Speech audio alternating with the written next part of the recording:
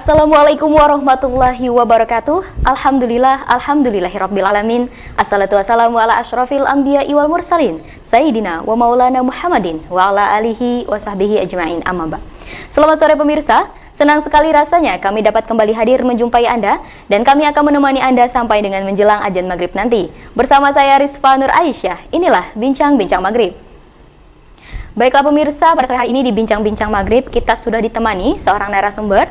Beliau bernama Ahmad Nurhasim yang merupakan Sekretaris Umum Rayon Ki Hajar Dewantara, maksud saya PMII Rayon Ki Hajar Dewantara, dan juga merupakan Ketua Forum Mahasiswa Bidik Misi Universitas Palangkaraya. Selamat sore Kak. Sore. Gimana kabarnya nih Kak? Alhamdulillah baik. Alhamdulillah baik Kak ya. Dan pada sore hari ini bersama dengan Kak Ahmad Nurhasim, kita akan berbincang dengan tema wajah pendidikan Islam masa kini.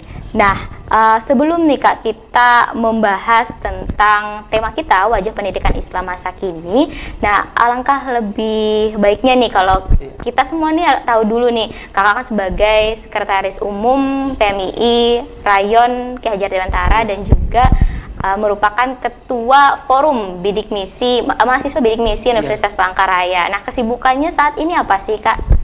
Kalau saya kesibukannya sekarang ini selain di rayon itu seperti kayak kegiatan-kegiatan itu di bidik misinya, saya biasanya ini kan kayak masa penerimaan mahasiswa baru. Nah itu saya biasanya bantu-bantu di kemahasiswaan Universitas Palangkaraya, seperti pengarahan ke mahasiswa bidik misi, seperti itu. Oh, jadi menyesuaikan dengan tugas sebagai ketua forum mahasiswa bidik misi tadi ya gitu. Kemudian selain itu kan kita lagi di tengah pandemi COVID-19 nih. Mungkin kegiatan-kegiatannya tidak bisa lah secara seperti biasa gitu, ada interaksi yang memang mengumpulkan orang banyak segala macam. Nah, kegiatan Kakak sendiri apakah juga ada batasan gitu ya dalam interaksi dengan yang lainnya? Kalau batasan itu tidak ada, olehnya saya itu menggunakan media sosial seperti kayak IG, Facebook seperti itu, Oke, jadi menggunakan media sosial tadi ya Kak. Untuk penerimaan mahasiswa baru itu datang langsung ke kampus atau gimana sih? Kalau itu pendaftarannya melalui online. Oh, online. Pendaftarannya online, untuk berkas-berkasnya pengirimannya juga online, seperti itu. Oke, jadi itu kesibukannya sekarang Kak ya. Nah, terus kita ingin tahu juga Kakak sendiri backgroundnya ini kan kita membahas tentang pendidikan gitu ya. Apakah dari pendidikan kah atau dari fakultas apa gitu di UPR sendiri? Kalau saya di Universitas Palangkaraya ini di program studi pendidikan teknik mesin. Pendidikan teknik mesin. Walaupun pendidikan tapi ada teknik mesinnya. Oke, itu nanti gimana tuh? Nantinya bisa menjadi guru SMK. Guru SMK ya. Oke. Dan selain jadi guru SMK juga mungkin ada prospek kerja lainnya nih.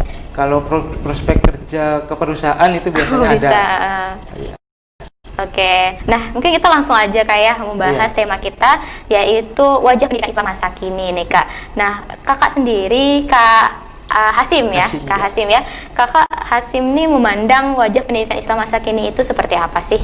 Kalau menurut saya, sekarang ini pendidikan Indonesia itu sudah bagus. Seperti itu, sudah bagus, sudah tertata rapi seperti itu.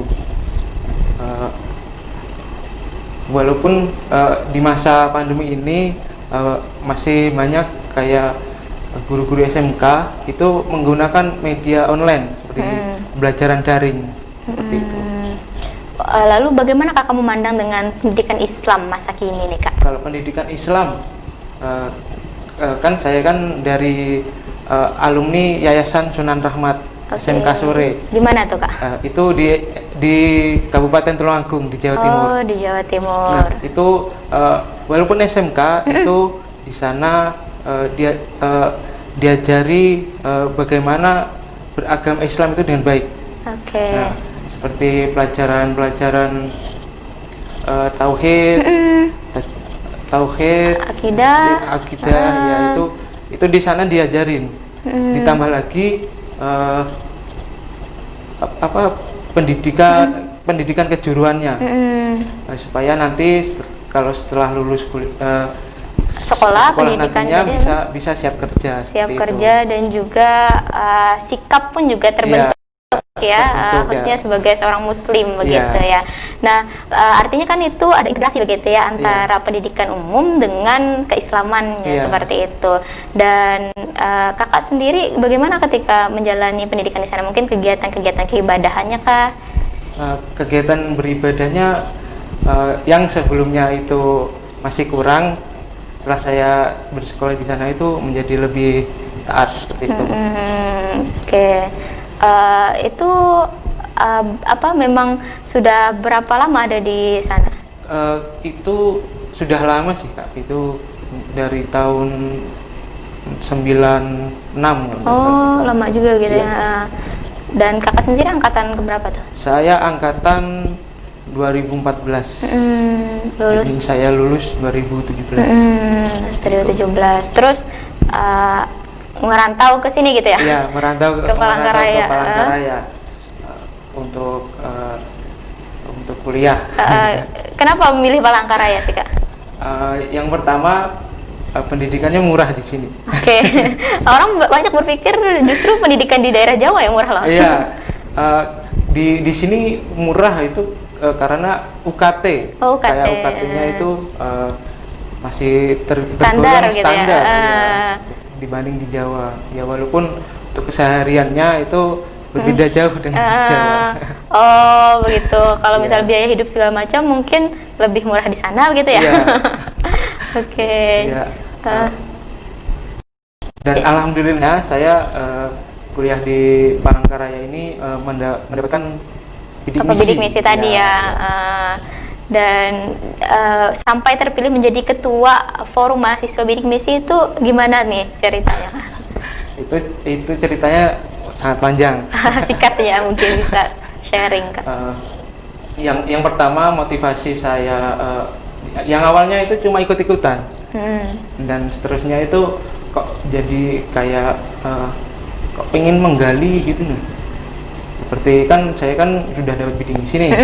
Nah itu kenapa tidak saya sharing ke orang-orang masyarakat luar, gimana sih cara dapat bidik misi, itu gimana sih cara kuliah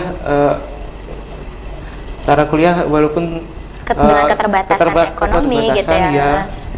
Tapi itu tetap bisa kuliah seperti itu. Bicara tentang hal itu gitu ya, dengan pendidikan sekarang ini, dimana mungkin kalau untuk berkuliah itu banyak sekali sih menurut saya juga ya, masyarakat yang memang memandang mahal gitu dalam artian dari segi biaya seperti itu, sehingga juga menjadi hambatan ya untuk anak-anaknya ataupun juga generasi muda untuk melanjutkan pendidikan ke jenjang yang lebih tinggi. Nah, kakak memandang itu bagaimana tuh? Kalau menurut saya itu di saat ini itu pandangan siswa SMA atau SMK itu masih kurang untuk melanjutkan ke kuliah, apalagi kalau yang SMK. SMK itu masih kurang karena walaupun dia dibekali untuk siap kerja, tapi pengalamannya, mentalnya itu masih kurang, dan di saat kuliah itu bisa digembleng lagi gitu ya, soft skills dan juga hard skillsnya gitu ya. Nah, lalu kakak bagaimana sih melihat tentang pendidikan masa kini gitu ya? Kan memang seharusnya juga kita tuh perlu gitu mengintegrasikan nilai-nilai keislaman dalam setiap pengetahuan yang kita peroleh, khususnya kita sebagai muslim gitu ya. Nah, lalu kakak memandang hal demikian bagaimana sih kalau backgroundnya mungkin nih ya dari madrasah aliyah, sanawiyah atau ibtidaiyah gitu ya, atau juga dia melanjutkan ke jenjang STAIN, IAIN kan otomatis itu jelas integrasinya gitu ya antara nilai-nilai keislaman dalam pendidikan yang dilaksanakan gitu ya. Nah, kalau kakak sendiri kan kampus negeri gitu ya, itu bagaimana sih, apakah memang integrasi nilai-nilai keagamaan itu, keislaman itu penting gitu ya, dan juga sudahkah selama ini diterapkan gitu? Kalau menurut saya itu sangat penting, walaupun di universitas negeri. Dan itu untuk para mahasiswa itu harus bisa mencari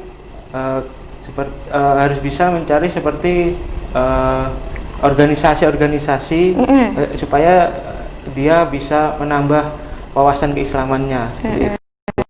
Seperti saya ikut PMII, kan itu kan pergerakan mahasiswa Islam Indonesia.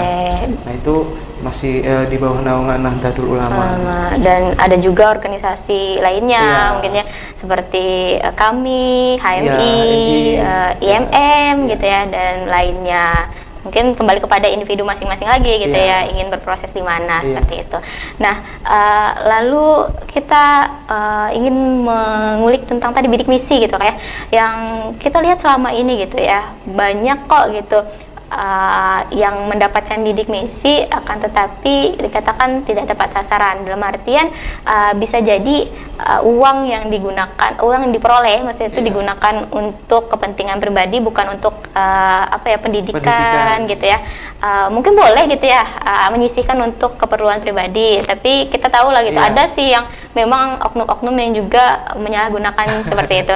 Nah, lalu juga dengan kasus yang tidak tepat sasaran, dalam artian ada yang lebih membutuhkan nih, tapi justru yang mendapatkan itu yang sebenarnya dia masih mampu kok untuk memenuhi kebutuhan kuliahnya seperti itu. Kalau menurut pandangan saya yang tidak tepat sasaran itu gimana lah, kan itu kan sudah pendaftarannya itu kan dari awal. Nah itu kan proses untuk pencabutan bidik misi itu sangat panjang. Nah, jadi ya walaupun tidak tepat sasaran itu ya setidaknya bisa dipergunakan semungkin gitu. Ya walaupun nanti kan kita tidak tahu apa namanya itu karma. Iya betul. Karma kan ya setiap orang kan tidak tahu seperti itu. Baik. Nah, lalu terkait dengan sejauh ini kakak sebagai ketua Forum Mahasiswa Bidik Misi